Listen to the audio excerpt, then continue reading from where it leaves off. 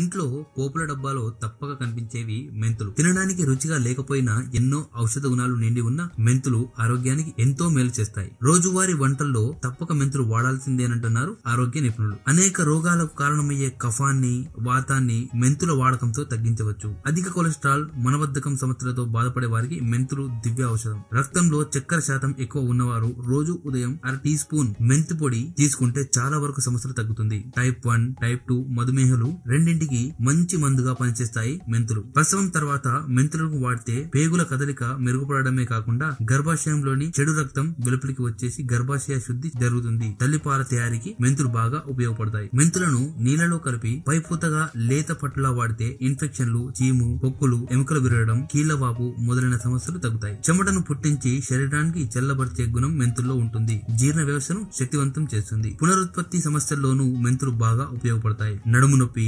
Sciatica, కీళ్ళ నొప్పి, వాపులు, కండరాల నొప్పి నివారణలో ఉపయోగించవచ్చు. ఎముకలను శక్తివంతం చేయడం వల్ల ఆస్టియోపోరోసిస్ సమస్యలకు మెంతులు బాగా పనిచేస్తాయి. మెంతుల్లో ఉన్న ఫైబర్ కంటెంట్ శరీరంలోని టాక్సిన్స్ ను తగ్గించి శరీరాన్ని న్యూరిష్ చేస్తుంది. దాంతో కోలెన్ క్యాన్సర్ నుంచి రక్షణ కల్పిస్తుంది.